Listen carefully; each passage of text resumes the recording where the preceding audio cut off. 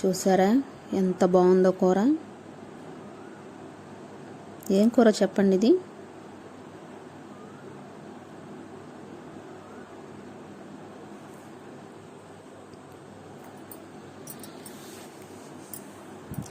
Hi అండి, welcome to మా channel జ్యోతి మాధవి లాక్స్. అందరూ ఎలా ఉన్నారండి? బాగున్నారా? నేను కూడా చాలా బాగున్నాను. మీరు కూడా బాగుండాలని, ఆ దేవుని కృపలో అందరూ కూడా బాగుండాలని మనస్ఫూర్తిగా కోరుకుంటున్నాను. మరి ఈరోజు వీడియో వచ్చేసి నేను కాకరకాయ ఎప్పుడైతే చేయాలనుకుంటున్నాను. మరి ముందుగా ఏం కావాలనేది కూడా రెడీగా పెట్టుకున్నాను. మన ఛానల్ని ఫస్ట్ టైం ఎవరైనా చూస్తున్నట్టయితే కనుక లైక్ చేయండి, షేర్ చేయండి, అలాగే సబ్స్క్రైబ్ చేసుకోండి. ఓకేనండి, వీడియోలోకి అయితే వెళ్ళిపోదాం. ఇదిగో చూడండి, కాకరకాయలు అయితే నేను కొంచెం లేతకాయలు అయితే తీసుకున్నాను. కాకరకాయలు అలాగే వాటిలోకి ఉల్లిపాయలు 4, పచ్చిమిరకాయలు 4 అయితే తీసుకున్నాను. తాలింపు కావాల్సినవన్నీ కూడా జీలకర్ర, ఎల్లుల్లిపాయలు, కరివేపాకు, తాలింపులు, ఎండుమిరకాయలు అయితే మర్చిపోయాను అనమాట, తర్వాత వేసానండి. ఓకే చూడండి, ఇప్పుడైతే నేను కాకరకాయలు పైన ఉన్న పసర అనేది లేకుండా ఉండటం కోసం అయితే చేదు పసర అనేది పైన ఉన్న వాటిని కూడా అట్లా చెక్కు తీసేసుకోవాలి. చేదు అనేది ఎక్కువ వాటిలోనే ఉంటుందండి, అందుకని అట్లా చెక్కు తీసేసేసి చూడండి ఆ భాగం అంతా కూడా నీట్గా చెక్కు తీసేసుకుంటున్నాను నేను. మనకు చేదంతా కూడా వాటిలోనే ఉండిద్దని అంటారు పెద్దవాళ్ళు. ఆ పైన అంతా కూడా అట్లా కట్ చేసేసుకొని నీట్గా కడుక్కొని ఏ షేప్లో కావాలంటే ఆ షేప్లో మనం కట్ చేసుకోవచ్చండి. నేనైతే రౌండ్గా కోస్తున్నాను.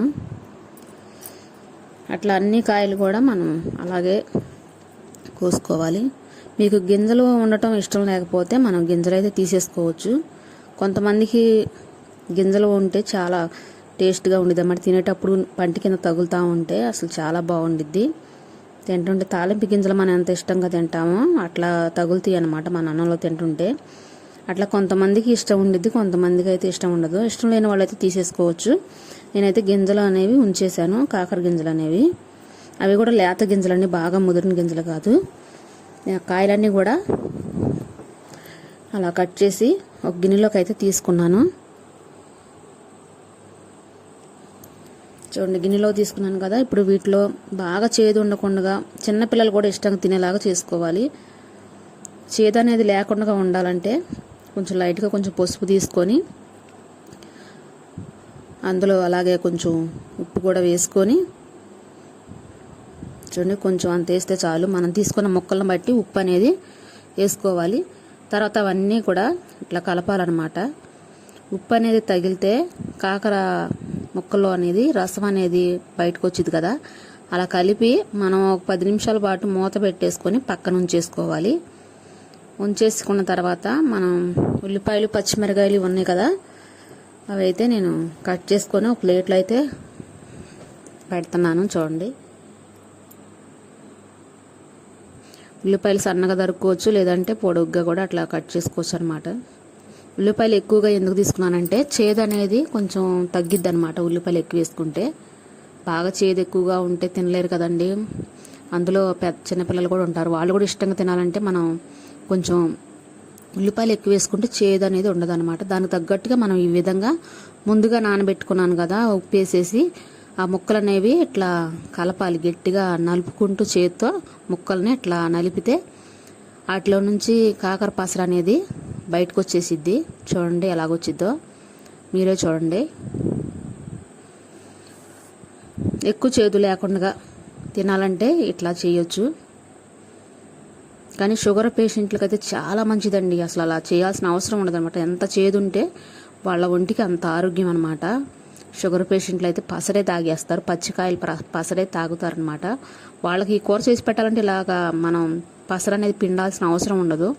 మామూలుగా ఇంట్లో మన అందరం కలిసి పిల్లలు పెద్దలు అందరూ తినాలంటే మాత్రం ఈ విధంగా అయితే చేదు కొంచెం తగ్గుతుంది కాబట్టి మనం ఈ రకంగా అయితే చేసుకోవచ్చు.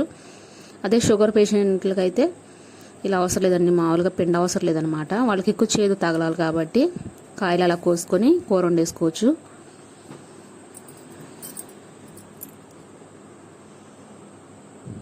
చూడండి, నేను అంతా కూడా అట్లా రసాన్ని తీసాను.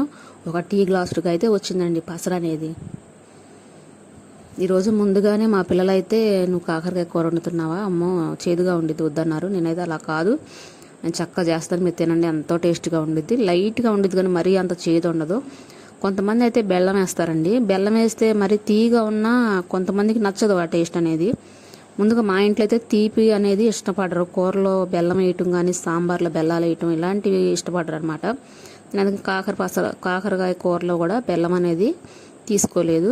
చేదు లేకుండా మాత్రం చాలా వరకు ప్రయత్నం చేశానండి. ఉల్లిపాయలు ఎక్కువగా కోసాను, అలాగే రసం కూడా తీసేసాను. చూడండి ఎంత రసం వచ్చిందో. ఇప్పుడైతే పొయ్యి కాడికి వెళ్ళిపోయాను. చూడండి గిన్నె అయితే పెట్టేశాను అనమాట. గిన్నె పెట్టేసి నూనె ఈటెక్కింది గిన్నె, తర్వాత నూనె అయితే పోస్తున్నాను.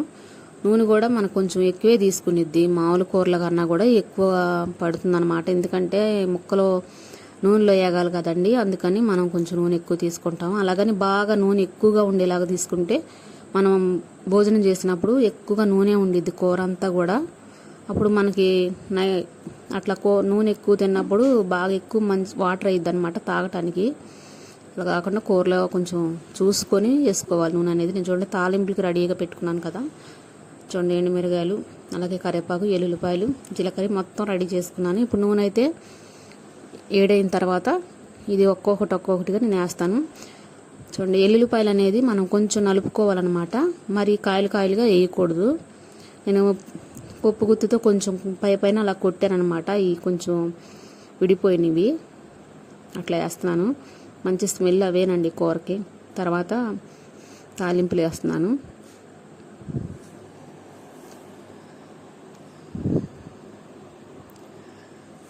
అవి వేగిన తర్వాత జీలకర్ర కూడా వేస్తాను.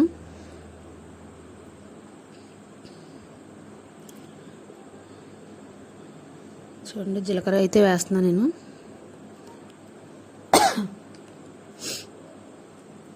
ఫోను వాయిస్ లాగట్లేదండి, అందుకని నేను ఇలా చేయాల్సి వస్తుంది. చిన్న మిస్టేక్లు ఏమైనా ఉంటే మాత్రం క్షమించండి వీడియోలో. ఈ ఫోన్ అనేది మన వాయిస్ వీడియో తీస్తూ మాట్లాడాలంటే కుదరటం లేదు, అందుకని తర్వాత వీడియో అయిపోయిన తర్వాత వాయిస్ అనేది పెట్టడం అయితే జరుగుతుంది. ప్లీజ్ అర్థం చేసుకొని ఏదైనా చిన్న మిస్టేక్లు ఉంటే మాత్రం క్షమించండి. అలాగే మా వీడియోలకి మాకు సపోర్ట్ చేయండి, ఓకేనండి. చూడండి తాలింపులు అయితే ఎగినాయి కదా, మరి కరివేపాకు అయితే వేస్తున్నాను.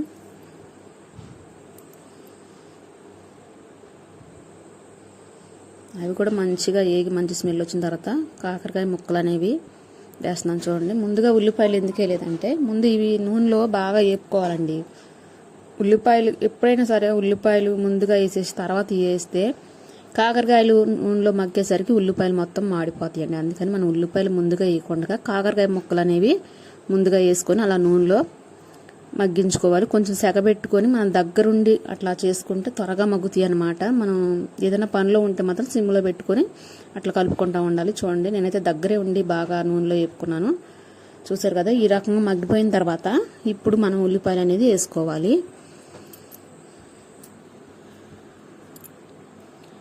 చూడండి మిగతా సగం ఏంటంటే ఉల్లిపాయలతో పాటుగా కాకరకాయ ముక్కలు కూడా చక్కగా అవి ఇవి కలిసిపోయి నూనెలో మగ్గుతాయి. అప్పుడు కొంచెం ఉల్లిపాయలు అనేది కొంచెం తీపి ఎక్కువ మూలంగా ఆ కాకర పసర చేదు అనేది మనకి రాదనమాట, కొంచెం తగ్గుతుంది. ఇవి ఉల్లిపాయలు ఎక్కువ వేసాను కదా, కొంచెం ఆ తీపి వలన ఈ చేదు అనేది కొంచెం తగ్గిద్ది అనమాట. అట్లా తగ్గితే కొంచెం తినగలుగుతారు పిల్లలు కూడా. వద్దు కాకరకాయ కూర అంటే కొంతమంది ఇంట్లో పిల్లలు అన్నం తినడం కూడా మానేస్తారు, కొంచెం చేదు తగిలితే చాలు మానేస్తారు. అలా కాకుండా మనం ఈ విధంగా చేసుకుంటే వాళ్ళు తినగలుగుతారండి.